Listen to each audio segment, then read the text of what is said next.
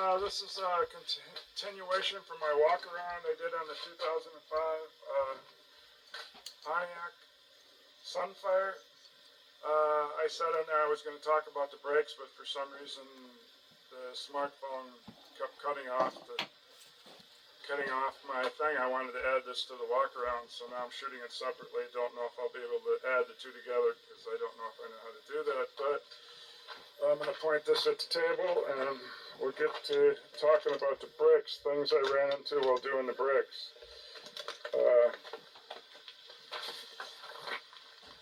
And prices. This has a 10-inch rotors in the front and 9-inch drums in the back. This is your 10-inch rotors. They say these get rid of heat with those deals in there. So in other words, I guess it's not solid, it's two plates. It's two plates.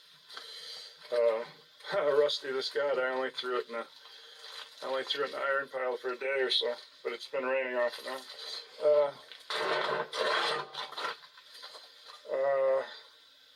This one, I think, because I'll tell you my story on this. I think this drum is warped. So that's why I replaced. Both these happen to be on the passenger side. I had to replace this because it was all dug into. It was driven with metal to metal and making a squeaking sound. But since the back made noise, maybe it covered up the squeak on the front and she went too far. I don't know. But things I ran into doing this, because I don't work on newer cars. Originally only worked on muscle car stuff from the 60s, maybe the 70s. So I haven't run into their new ideas. And one new idea that they got on the rear brake shoes is they got rid of doing the little nail things you put in and you turn to hold your brake shoe on, where halfway up the shoe they would have a hole and then you'd have that little rod sticking through there and you'd turn a washer partially around and then it would seat and that would hold it on there. They don't do that with this system. And this doesn't come off there. This doesn't have a C-clip, so that means you have to get this unhooked from your emergency brake cable. Other ones you can leave it hooked and just take the little C-clip off. But I found out one way to do it is to, there's a big lead thing that's like a sinker when you go fishing. It's a big bulky little rounded thing that stops. It's like a stop. You grab that with a vice grips with one hand and pull it, and then you got plenty of slack in your cable to back this around and off. So by pulling that with your left hand, you can get slack in there, like I said, and turn this a certain way, and then this will come off. You can get your whole brake shoe out. You don't got to grind this all off like I did, because I knew it probably was supposed to stay on there, but I didn't know how to hook the bottom because I didn't know how to pull the slack. And then later I figured out to pull it with a vice grip. Other people say to reach up by the torsion bar and have a second person pull it up there, which gives you slack 3 feet over at the end of the cable where this is. But I just did it. I only have one person, so I learned to do it by pulling it with your left hand and unhooking it with your right. And the other thing that I had trouble with that I want to tell you so you don't do it is there's a little piece of metal. I don't have one. It didn't come in the spring set. Beside this little spring going on top, it'll hook right. It will hook right in front of where this thing pivots. It doesn't go on here because it wouldn't fit. And this hook goes into the other brake shoe. So it hooks right in here. And it could be that threaded thing that goes through there that you adjust your brakes with, that has the notchy thing that you hit with your flat tip screwdriver to adjust it. You know, where you're supposed to take out these rubber plugs to do it once it's on the car, but when you don't have your drum on, when you don't have your drum on, you can see the adjuster, and so then you can just do it with a flat tip screwdriver. You just take a bite and go up, take a bite and go up. Eventually you'll figure out if you're going the right direction. But that thing might have the thing where you hook this, and but that isn't any part of the problem. It was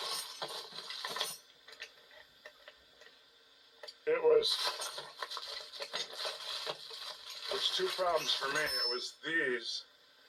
They call these a W spring because they look like a W.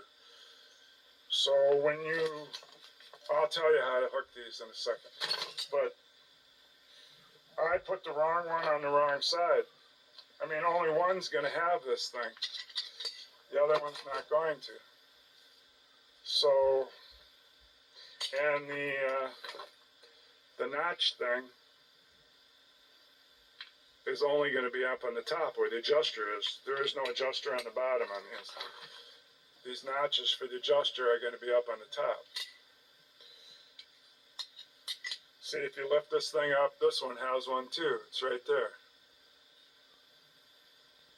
And this one does. That's where the adjuster goes in between the two. So the adjuster would be in between the two, but you don't got to put that in and let that bother you until you get these on the right direction. So you don't have to do it twice like I did. I'll tell you which one of these goes on which side and what to look for. It's this you look for, right here. I put this on, and it was the wrong one because there's not enough recess. Let me get a screwdriver for a pointer. There's not enough recess right here to hook anything. Look at all that recess. It's on the back side over there. That's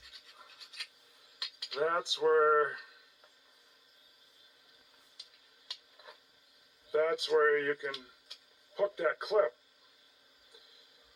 So if you get the other one, obviously I'm using it on the car because I didn't do the driver's side. This is the driver's side. So if you get the other one and held it up, this reset part is now over here on this side. It's now on this side. That's how you tell which one you're going to do. So let's see. So it has to face. So let's make like I was on the passenger side, so I'm over here, and see it's not there. So then let's make like I'm on the driver's side now. So then that means when these go up there, this is on the left on the passenger side. Nope. But when you get on the driver's side, they're both on the right. With the emergency brake thing, this is on the left, but when you get on the driver's side,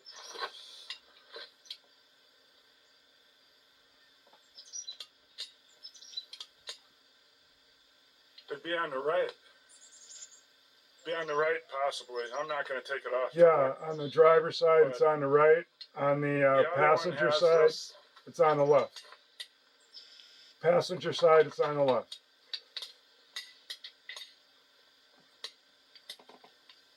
Oh, so, yeah, I see.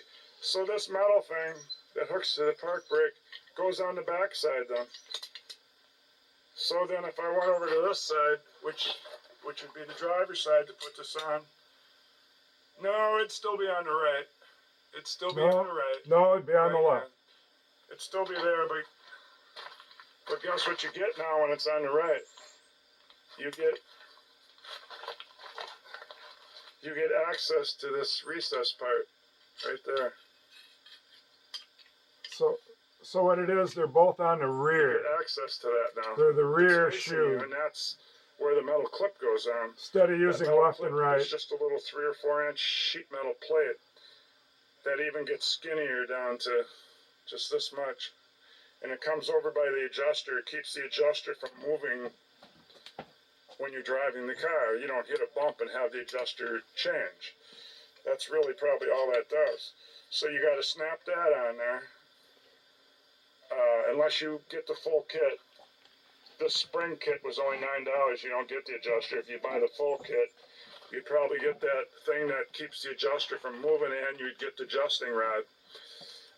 So that it wouldn't be any corrosion on it. It would adjust easy when you back your car up. $27. So then you want to make sure that you got this on the outside,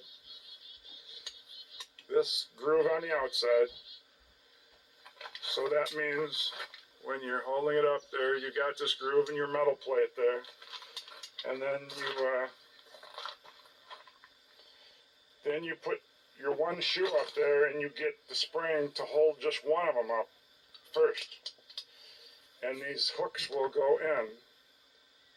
These hooks will go in, and they will eventually go into that hole. But it doesn't matter if it goes in the hole right away. Just so it goes against it, it will start holding it.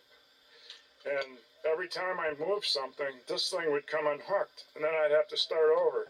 So you're going to have to do some trial and error to keep this hooked. And unless your car's up on a hoist where it's 2 or 3 feet up, you're not going to be able to see that thing unless you get way down on a piece of cardboard and look up under your spindle, or your something blocks it. But if you get down there and look, you'll see the little hump. You'll see the little hump this hook's on. So you get your shoe up there. I actually put a C-clamp on this to hold it. A vice grip clamp. I think that worked, but anyway, I had this up there on the hump, on that little hump that holds this, and I had to push down. I had to push in somewhere with a flat screwdriver to push it over the hump. And once you get that hooked, and if you can get that hooked, and you got this to the outside where you can hook that little plate, then you don't have this on the wrong side. So you get this on the right side, on the correct side facing you. You don't want this facing you because there's no spot to hook that. I mean, I've said this about 5 times, but that's, if somebody would have told me, then I wouldn't have put them on backwards. You got to face this, so you got that recessed area to put that little sheet metal piece over. Once you got the sheet metal piece over, and you got these facing in, eventually you can get the thing to drop into that hole. Drop into that hole, and you got one side on. Then you put this other one up there, and then you kind of keep fiddling around till you can get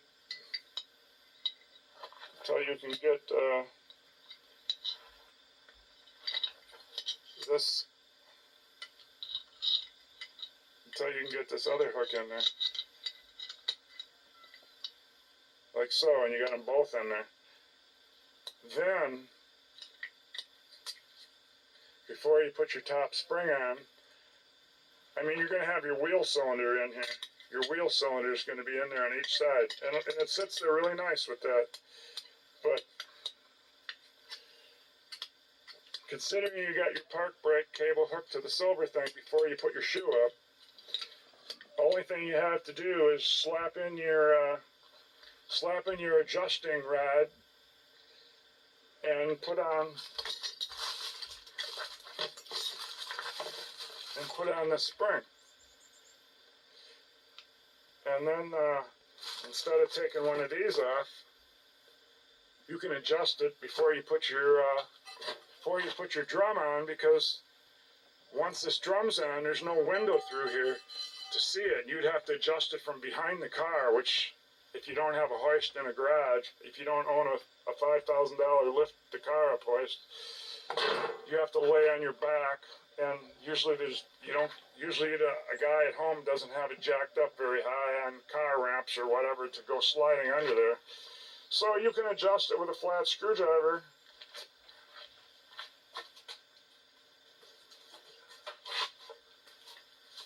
You can adjust it with a flat screwdriver.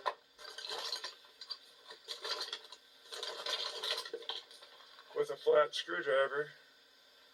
Flathead screwdriver, just by, you dig it under that little wheel and just keep going like this, and it keeps turning. You can see you're adjusting it, and then you keep trying to put your drum on. And if your drum doesn't fit, it's adjusted out too far. You got to bring it in.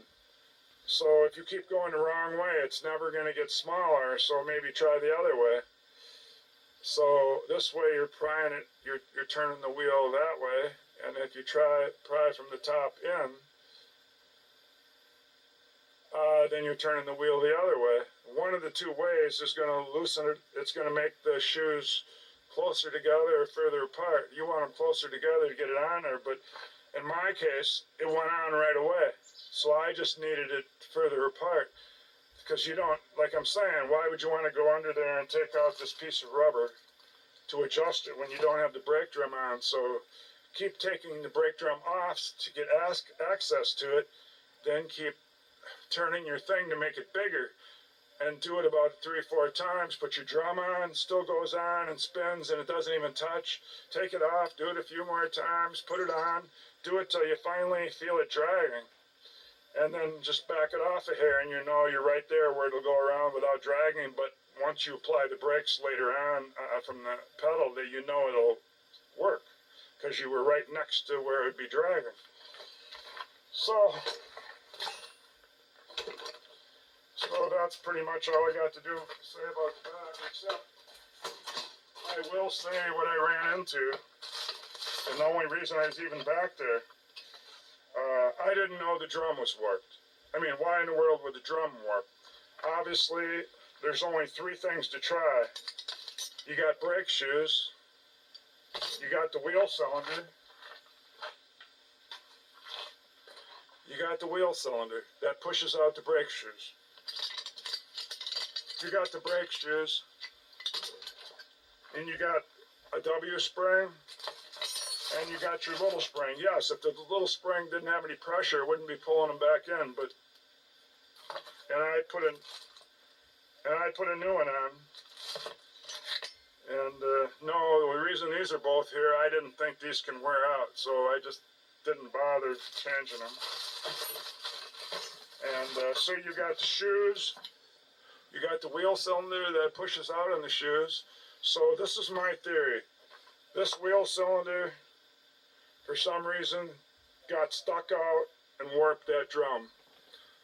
Maybe it corroded a little in here and it just got stuck. But nobody smelled any brake shoes, but it must have got stuck, and since it's in the rear car, maybe you didn't smell it. Maybe it was just when you're going on a 40-mile trip and it heated it up and warped it, and then maybe nobody smelled it, and then maybe it didn't do it again. But now the drum makes it all wheel hop when it stops. So then I took it off, and incidentally, the biggest job on doing the back brakes was getting this drum off. You got to heat up every area around here and heat up the center, and you got to bang it with a hammer forever. That was, both sides are like that. But anyway, I took the drums off, all that work, and I sanded the hole here so it'd go back on without sticking, and I put never sees in the middle, and I put them back on. I told my wife, there's nothing wrong with the shoes, nothing wrong with the drums. The drum's not cracked, the shoes aren't cracked, there's plenty of shoe, the springs are there, and this wasn't leaking. And then she would take the car and drive it, and it would wheel hop again when she stops in the rear, and she'd go, it's the same as it was, it's not right. But I said, there's nothing wrong with it, so then I had to start throwing parts at it. And it wasn't this, it was a warped drum, but this I put on first, then I put shoes on it, then we tried it, and it was still wheel hopped. So then I put a new drum on, and that fixed it. But then that quieted the back down, then we heard the front. And I took that apart. It was metal to metal and wrecked the 10-inch rotor.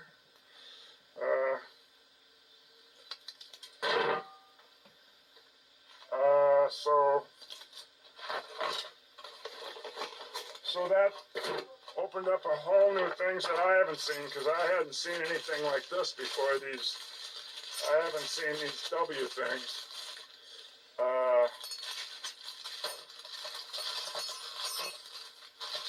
Like I said, they used to have different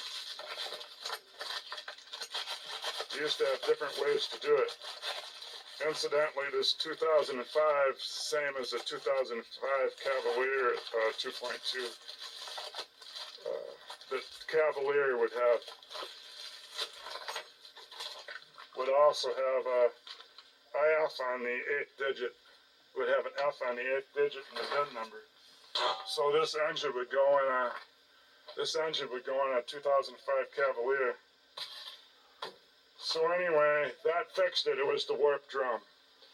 So then it brings the front up. So I took that off, and what do I run into right away? I run into these kind.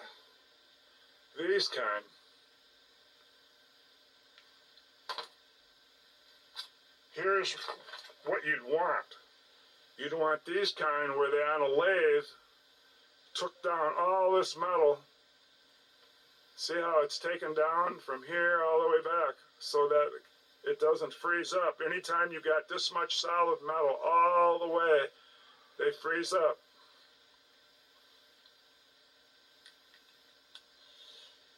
So one side had been worked on before and didn't have these big fat things, but these must be the factory ones. And incidentally, let me get the Allen wrench I used to fit these. It was the biggest one in my set. It was this one. So let me read what this is.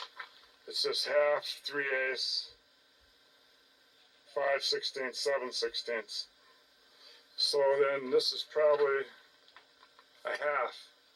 Because somebody on the internet said 3/8, but 3/8, I don't know, it's in this case and it's labeled. It's labeled right there. It says 1/2. So that would be the biggest one, and that's the biggest one I'm taking out of there. So I could use a tape measure, but I have no idea how you measure an Allen wrench.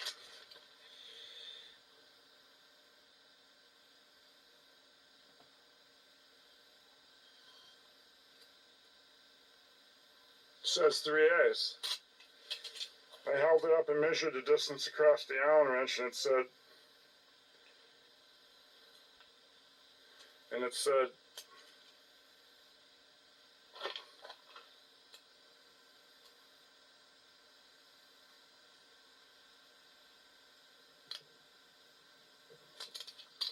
wasn't even 3/8, I don't think.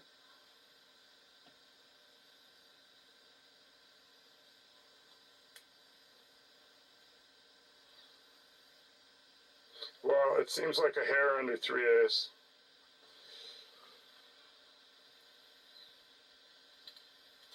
So it doesn't measure 1/2. But this says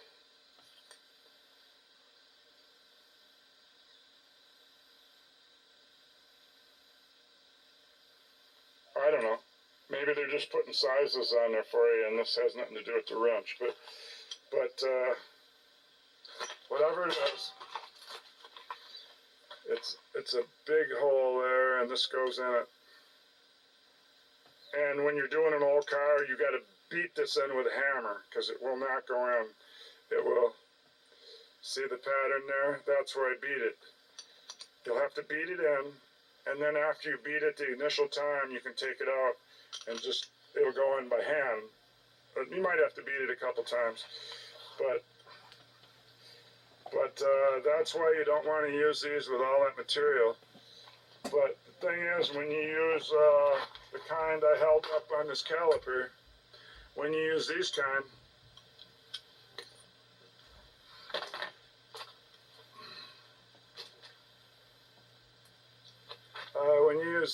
there's a metal sleeve in there that these go through. It doesn't just fit into that big, huge opening. There's a metal sleeve that goes into these. So if you have those big, wide ones like this,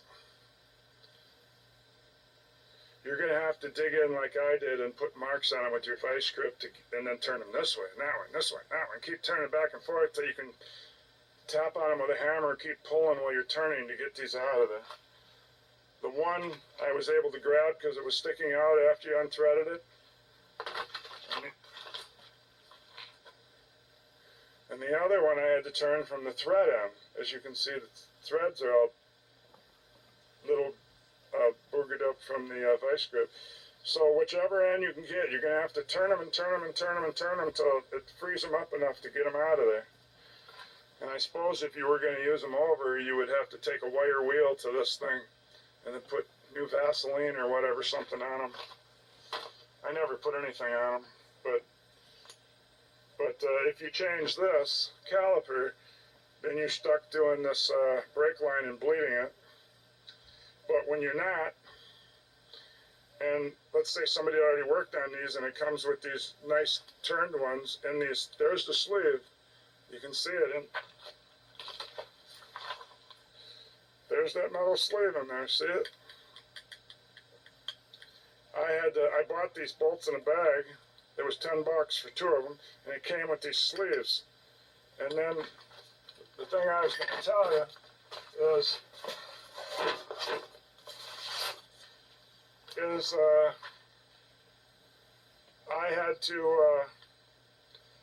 I had a hard time getting those sleeves out because they were rusty. On the one side it came with the sleeves. Then after I got one was sticking out, and I couldn't get the caliper onto the car because the sleeve was sticking out like this far, and it seemed like it had been there for years, sticking out, you know, that far. It's supposed to be flush. So I had to use the vice grip, get it on the spacer, go back and forth like that, but I'd already wasted half an hour trying to get the bolts in, didn't know why it wouldn't go. It's because that spacer was sticking out and catching the caliper, and it wasn't going in the center of the bolts. So I took the caliper back off after spending all that time, got the vice grip on there just like I did with these, and went this way and that way and this way and that way. Got that sheet metal. What did I just call it? It's not a shim. It's not a spacer. It's a sleeve. A sleeve. Whatever. It goes inside here. It's a liner that goes in there, made out of steel, but they're built heavy enough so my vice grip didn't bend it, which I thought it would have. And I took one of those bolts and I put it in there after I got it out of there with the vice grip, and I used emery cloth, going like this with emery cloth, putting it in the vice to clean it up. I pounded it back in there and I put the bolt in, and it wasn't bent up, so they're sturdy. But then I learned when I opened the bag to do the other side that needed 2 new bolts because I didn't want to use these. Then when I opened up the bag, I found out for $9 I could have got 2 new bolts and 2 new spacers. Sleeves. And then when I bought the brake pads, it came with these. And I didn't realize I had these. These are the rubber part also. So not only changing the those little steel pipes that reduce the hole to the size of the bolts so they can be machined down so they don't freeze up on you. So not only putting those in, I could have put these in too, because these hold the rust on the plastic or rubber, whatever they are. So I didn't put these in, didn't know about it, but eventually I got the calipers bolted back on and used this thing. Other people have sockets that have one of these sticking out of a socket. And torque set is not the same as Allen wrench. I thought maybe it was, but it's not.